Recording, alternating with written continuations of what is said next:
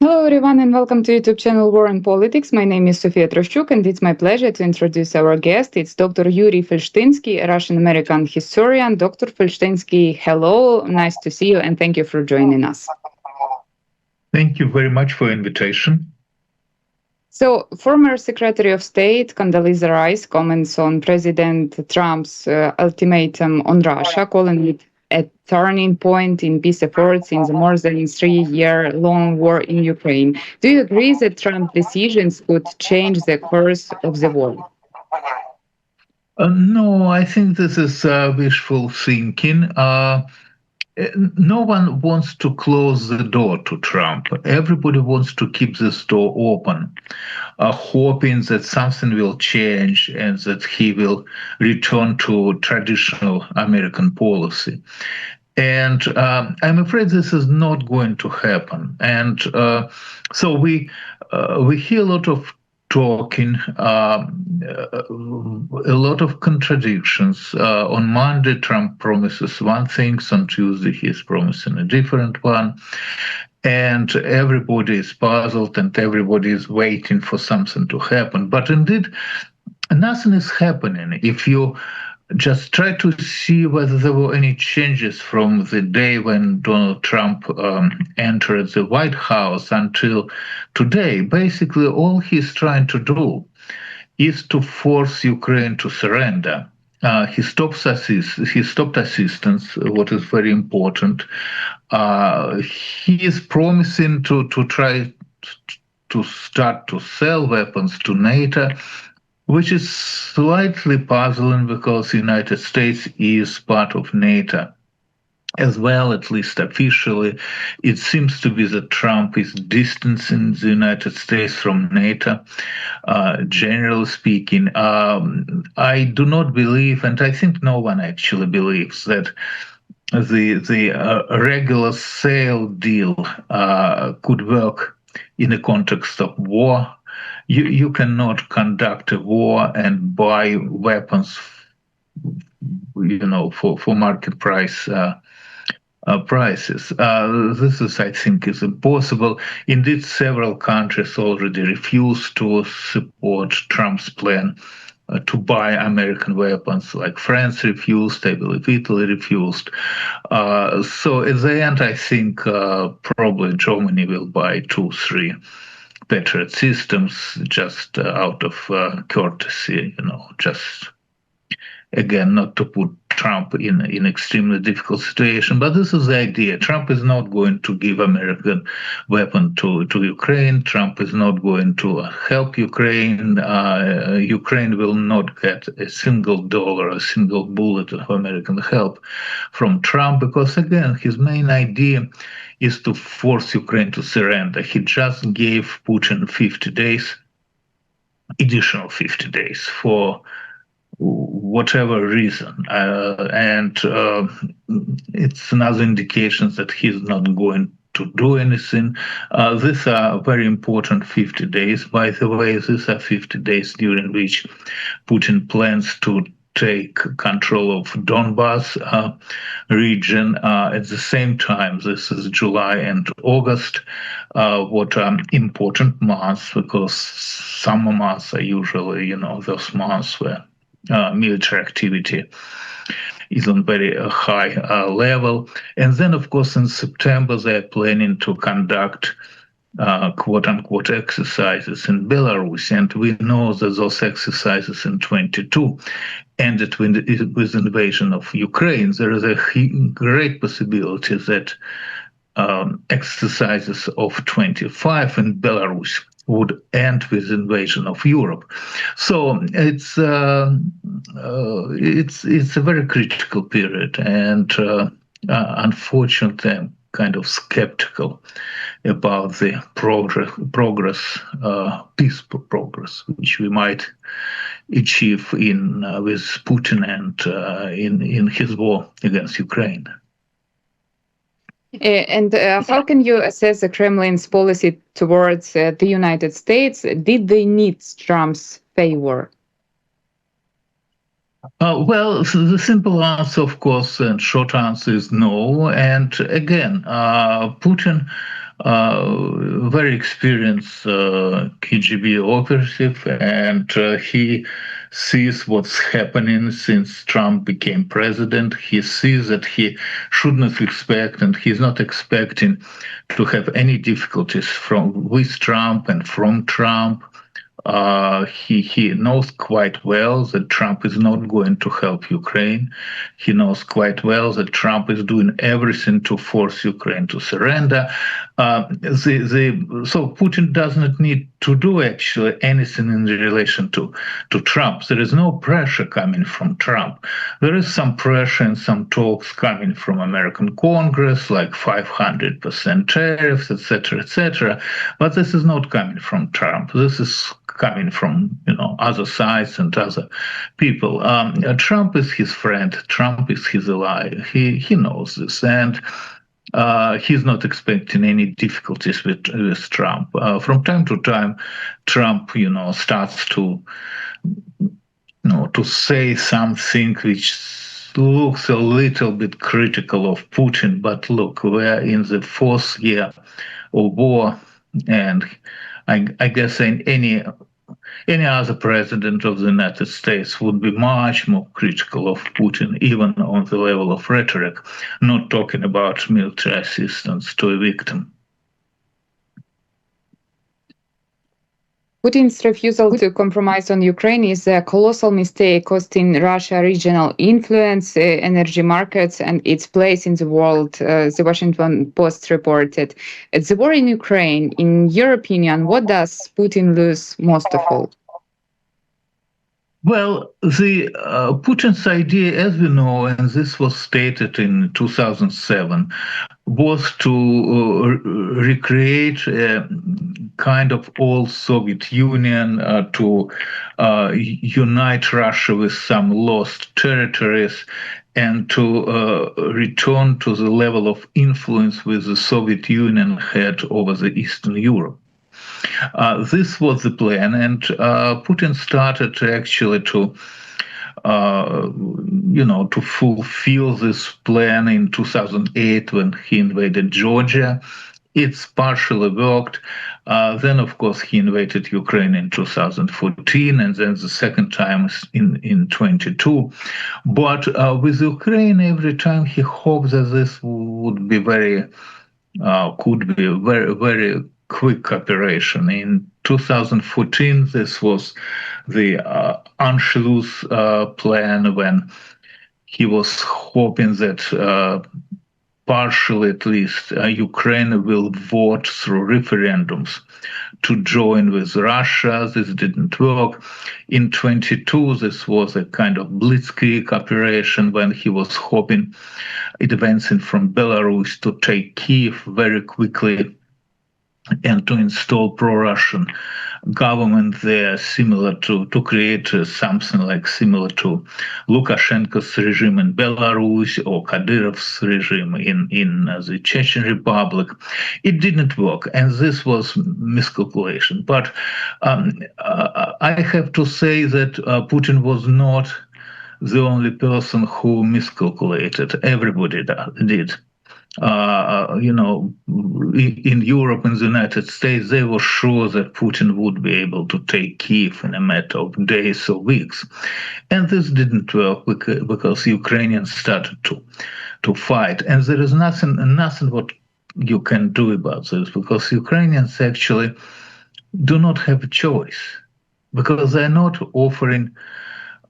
Putin is not offering them to have peace. Putin is not offering them to, the way of existence. He is offering Ukraine to commit suicide and to lose its independence. And it's impossible. Ukrainians would never agree to this. That's why this war has no ending. The way Putin is conducting it's a so-called permanent war. Putin has enough people, money, resources, weapons to conduct this war indefinitely. And if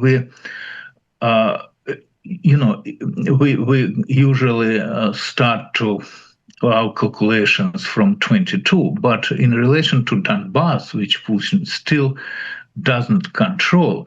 This war started in 2014, so this is 12th year of the war. And Russia lost more than 1 million people, probably. This is the deadliest war for Russia since the Second World War.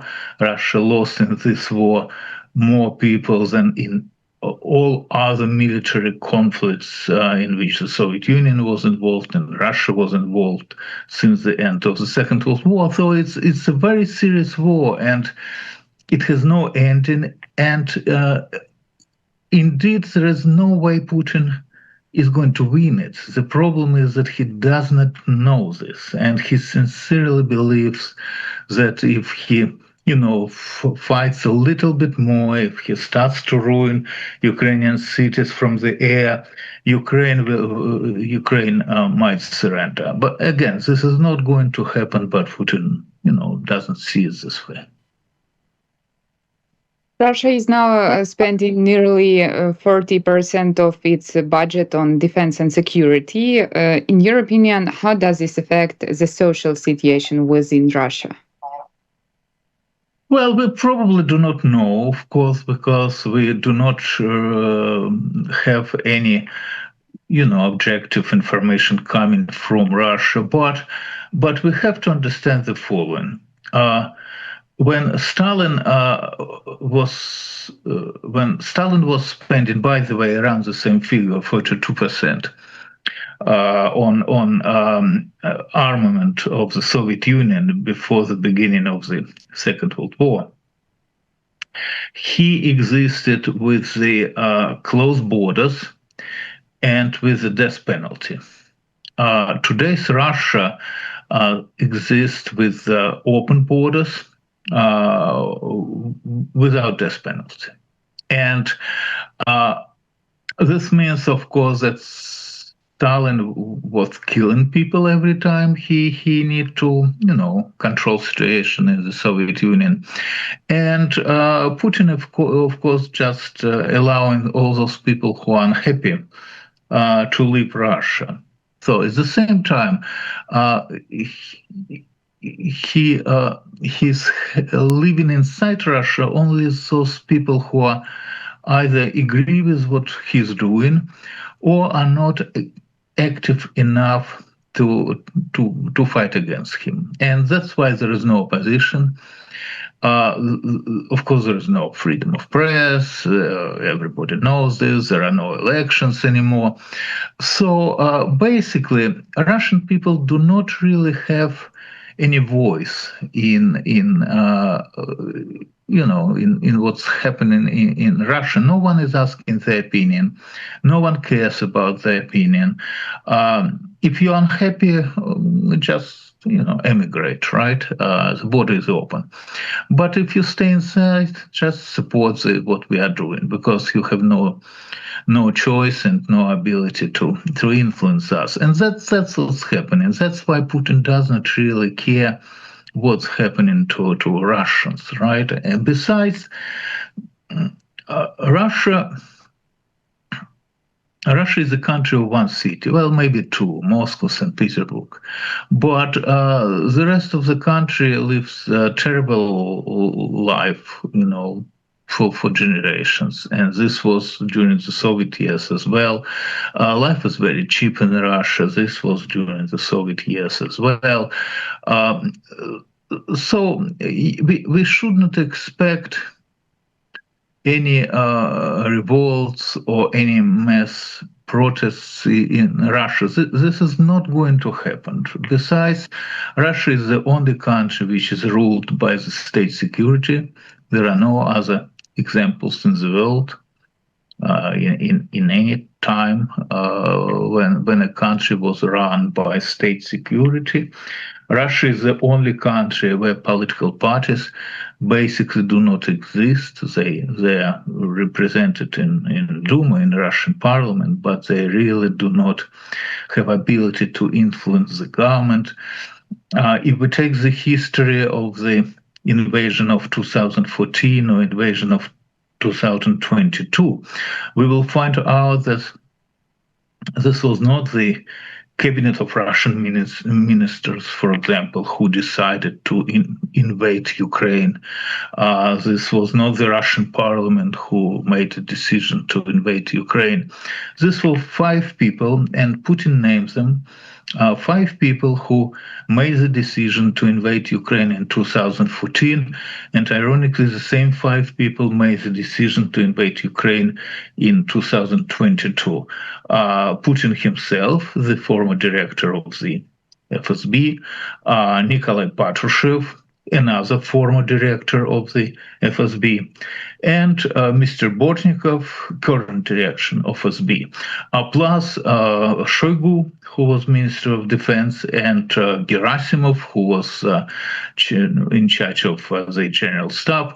But basically, this was the decision made by the FSB to invade Ukraine in both cases, and to have this war and to continue this war. And unless the strategy of the war is changed, nothing is going to happen. They will fight and fight and fight and fight, and if they need to fight forever, they will fight forever.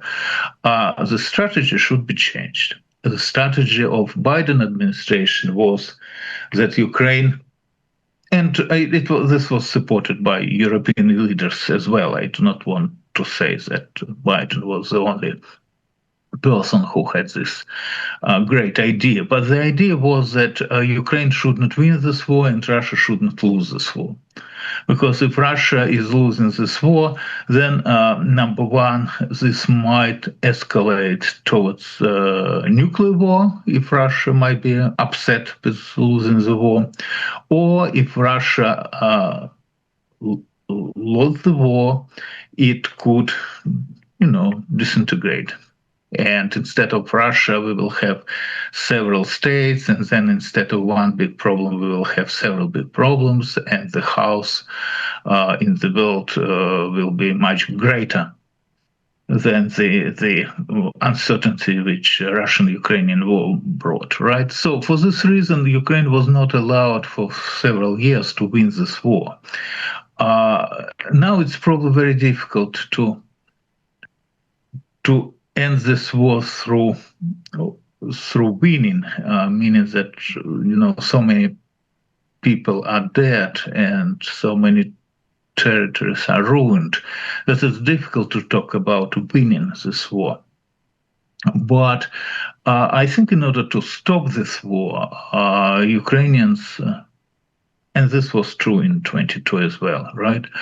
22, 23, 24, and now in 25.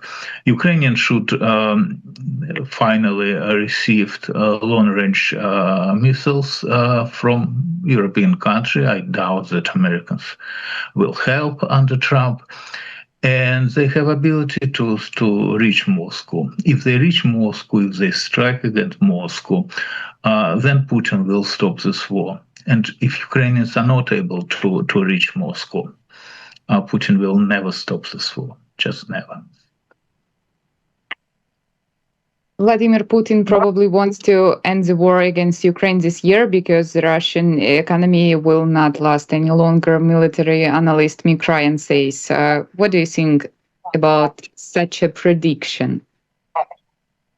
Well, it's normal prediction. It's very rational. From a rational point of view, Russia should not start this war, should not wage this war, should not continue this war, because Russia was living peacefully, respected. With Russia is a rich country. There were a lot of rich Russians around, as we know, living in major cities of the world quite happily. And so what Putin did, of course, was damaging for Russia, and not even talking about damaging current situation. I think we are going to deal with, Russia, I should say, is going to deal with damage which is done by Putin, the way Germany was dealing with damage which was made by Hitler. and it took for Germany like 80 years to recover. I expect the same happening to Russia. It's just Russia doesn't probably understand this, of course, not today. But the damage is done. The damage is great. There is no way back. There is no way you could fix it. So all Putin is doing is conducting the same policy which he started in 2014, and this is the problem. You normally you would expect that the Russian government probably would start to change objectives of the foreign policy, and this is not happening with Putin, unfortunately.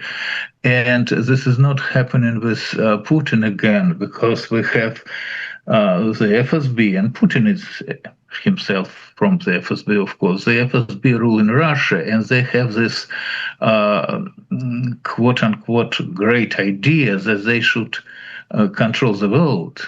I mean, it's a utopian idea. It's not realistic, but that's what they really try to achieve. The way Russian revolutionaries in 1917, 1918 had the idea, to organize a world revolution in the entire world. And partially it worked. By 1945, Stalin controlled half of Europe. So it's not that they failed completely, they failed partially.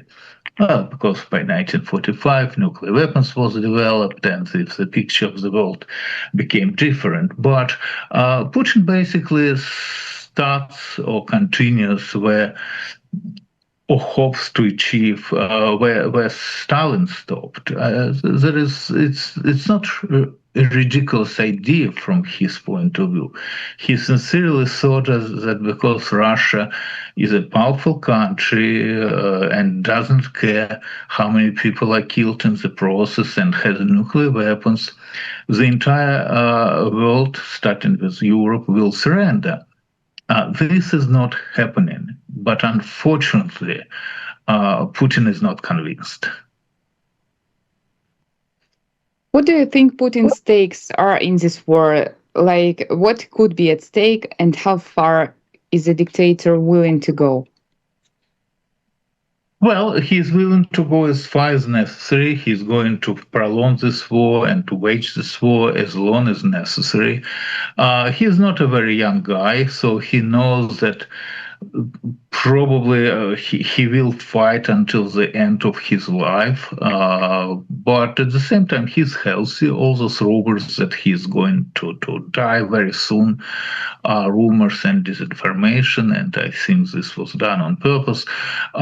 So I think we are going to deal with Putin and with all those problems for some years, unless something changes. That's theoretically possible, but I would not base the strategy of the war on the hope that we will win a lottery ticket and Putin will die tomorrow, or somebody will kill him tomorrow, and then everything will become fine. No, not everything. I do expect that if Putin is gone for one or for another reason, things would become probably easier and better for the world and for Ukrainians. But I do not really expect the new Russian leader, whoever this is going to be, to stop the war, to withdraw from occupied territories, to agree that Russia, to agree with the fact that Russia committed crimes, to agree to compensate, if it's possible, Ukrainians for the damage of the war. I do not really expect Russia to become a nice and peaceful country, even after Putin. I think we have to consider the possibility that we should try not to change the regime in Russia. I mean, it's would be great if we could do this, but I doubt. But we should kind of build a defense wall against Russia. And in order to do this, not only we have to help Ukraine to survive this war. No, I was going to say to win this war, but the win is the wrong word. We have to help Ukraine to hold the line, to survive this war. We have to take control of Belarus. We have to take Belarus out of Russian control, because as long as Putin controls Belarus, he is going to have a platform to invade Europe and Ukraine from the north. So that this is important, geographically speaking or geopolitically speaking. But I do not think, unfortunately, that we have a good chances to have regime change in Russia. So I have one additional question. What do you think about the Russian opposition, and especially about Russian volunteers that are fighting against Russia in Ukrainian defense forces? Well, it's great that some Russians are fighting with Ukrainians against dictatorship in Russia. By the way, it's great that Belarusians are fighting with Ukrainians in Ukraine against the dictatorship of Lukashenko. I mean, they're fighting against Russians, but the dream is to change regime in Belarus. But we know, unfortunately, that the amount of those people is not great. In relation to Belarusians, it's not great because the Ukrainian government is not in a hurry to form Belarusian units to invade Belarus, for example, or to try to change Lukashenko down in Belarus, what might be a very good idea, by the way. But Russian opposition, since the border is open, Russian opposition mainly is now abroad. There are some brave people who are still in Russia, mainly in prisons, but this is not we have to be fair, this is not a critical amount. I mean, this is not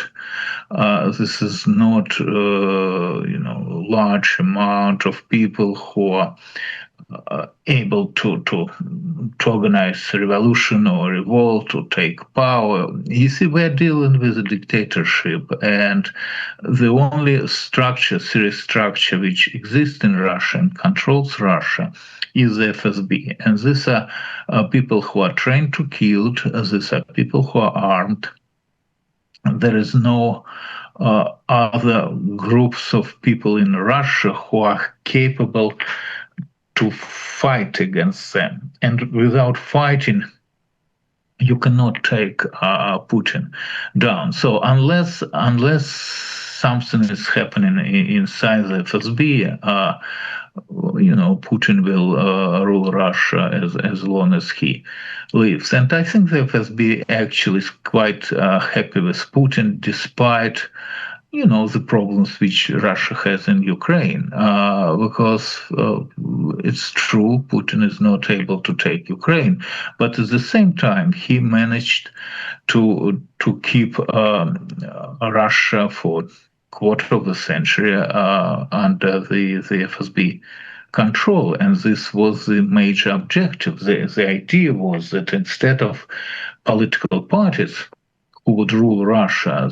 this would be now the FSB, the state security. And this was done in 2000, and Putin actually secured the situation when the FSB is in control and there are no political parties who are competing with the FSB for power. And instead of budget, whether this would be a small budget or huge budget, the FSB has in their disposal the entire economy of the Russian Federation, which is a huge state and very rich state.